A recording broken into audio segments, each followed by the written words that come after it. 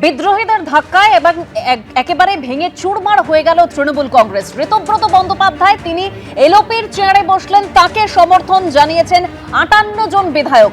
এই মুহূর্তে সরাসরি তৃণমূল বিধায়ক শিউলি সাহা আমাদের সঙ্গে রয়েছেন, যার সঙ্গে আমাদের প্রতিনিধি উজ্জ্বল মুখোপাধ্যায় রয়েছেন। উজ্জ্বল,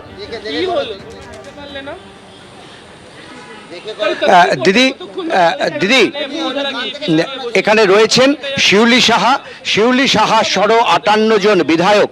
তারা কিন্তু আজকে অধ্যক্ষকে চিঠি দিয়েছেন এবং অধ্যক্ষকে চিঠি দিয়ে তারা দাবি করেছেন যে বিরোধী দলনেতা হিসেবে তারা চান ঋতব্রত বন্দ্যোপাধ্যায়কে, এবং ঋতব্রত বন্দ্যোপাধ্যায়কে তারা যেমন চেয়েছেন সেটা কিন্তু অধ্যক্ষ মেনে নিয়েছেন। আমার সঙ্গে রয়েছেন শিউলি সাহা, আমরা একটু কথা বলে নেব। দিদি, একটা বিষয় সেটা হচ্ছে যে এই বিদ্রোহের পথে হাঁটলেন কেন আপনারা? বাধ্য হয়েছে, বিদ্রোহ নয়। দল যা করতে পারেনি মানে বারবার নেত্রী দেখেছেন, মিটিং করেছেন, সই নিয়ে বিতর্ক, সিআইডি তদন্ত, এটাতে আমরা মনে করেছি যে আমরা সংখ্যাগরিষ্ঠ এমএলএ সবার সঙ্গে কথা বলেছি, আমরা সবাই ঐক্যমতের ভিত্তিতে দাঁড়িয়ে আমরা আমাদের দলনেতা বিরোধী দলনেতা ঠিক করেছি এবং চিফ হুইপ হয়েছে একজন। মমতা বন্দ্যোপাধ্যায়ের উপরে এত রাগ কেন? না, মমতা বন্দ্যোপাধ্যায়ের উপর রাগ নয়, দিদির হাতে আর দল নেই, দিদির হাত থেকে দল অনেক আগে বেরিয়ে গেছে। মানে এখন বলছেন মমতা বন্দ্যোপাধ্যায়ের হাতে তৃণমূল কংগ্রেস নেই? নেই নেই নেই থাকলে কি সেদিন তিনি বলতেন উঠে দাঁড়িয়ে আমাদের সর্বভারতীয় তৃণমূল কংগ্রেসের সাধারণ সম্পাদককে হাততালি দিয়ে সম্মানিত করার? আমি জানি না কেন সেদিন বক্সিদাও হাততালি দিচ্ছেন, ববিদাও দিচ্ছে, আমিও দিচ্ছি, 80 বছরের বৃদ্ধ হচ্ছে সমুদ্রাও দিচ্ছেন, সবাই মিলে। আমি জানি না, আমার তো মনে হয়েছিল সেদিন গিয়ে যে এত কঠিন পরিস্থিতিতে যেসব কর্মীরা জিতিয়েছে, রক্ত ঘাম ঝরিয়েছে, যারা জিতে এসছি, যারা জিততে পারেনি, সেই 294টা বিধানসভার কর্মীদেরকে সম্মানিত করার কথা দিদি বলা উচিত ছিল হাততালি দিয়ে। আপনারা মনে করছেন যে অভিষেক বন্দ্যোপাধ্যায়ের জন্যই আজকে দলের এই অবস্থা? নিশ্চিত তাই। দিদি যতদিন ছিল, আমরা প্রথমে 11তে এই 34 বছরের সিপিএমকে সরিয়ে দিদি এনেছেন, 16তে আমরা ম্যান্ডেট মানুষের কাছ থেকে পেয়েছি, 21-এ দেখতে পাচ্ছেন 16-র পর থেকে কিছু পর থেকে শুরু হলো, কথা বলার স্পেস নেই, অভিযোগ জানানোর স্পেস নেই, দিদি কোনো সিদ্ধান্ত বললে সেটা ইমপ্লিমেন্ট হচ্ছে না।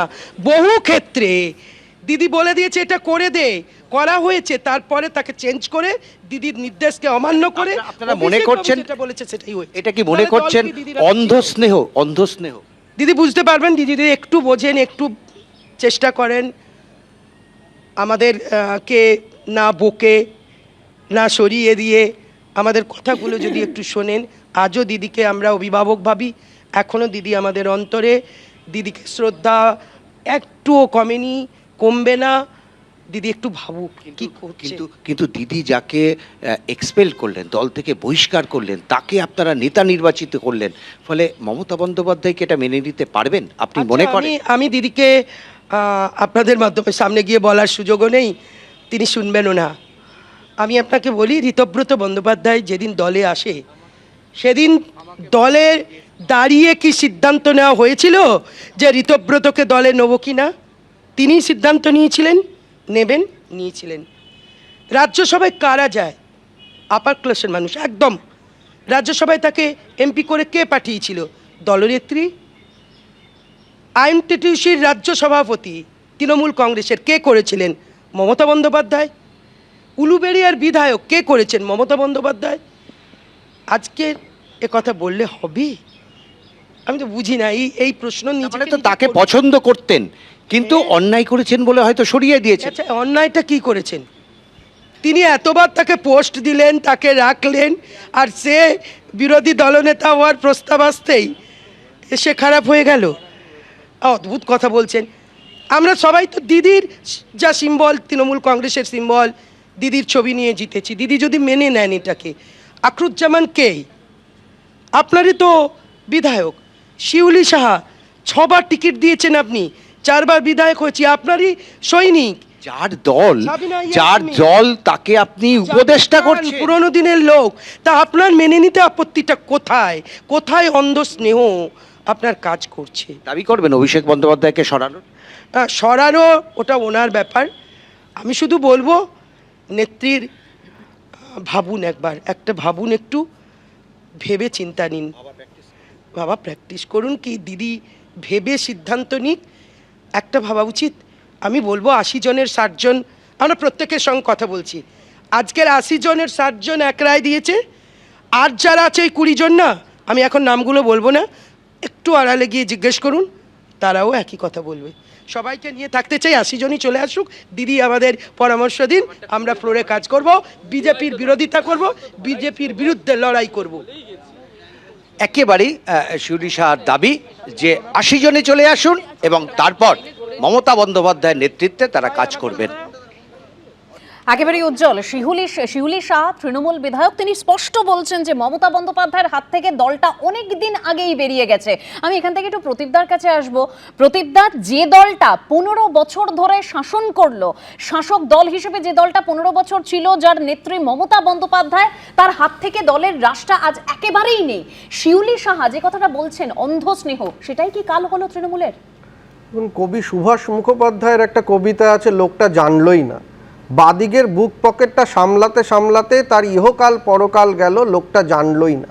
আজকে মমতা বন্দ্যোপাধ্যায় এই যে গত এতদিনের রাজনীতি, আমি তো মনে করছি মমতা বন্দ্যোপাধ্যায় বেঁচে আছেন না মারা গেছেন, মানে এইটা খুব গুরুত্বপূর্ণ। তার কারণ বালাসাহেব ঠাকরে মারা গেছিলেন, তারপরে বালাসাহেব ঠাকরের যে শিবসেনা, সেটা কোনটা ভালো, বালাসাহেব ঠাকরের আদর্শকে ফলো করছে কিনা, সেটা নিয়ে বালাসাহেব ঠাকরে কিছু বলতে পারবেন না, কারণ তিনি বেঁচে নেই। মমতা বন্দ্যোপাধ্যায় বেঁচে আছেন, ইমিডিয়েট বলুন মমতা বন্দ্যোপাধ্যায় কার সাথে আছে।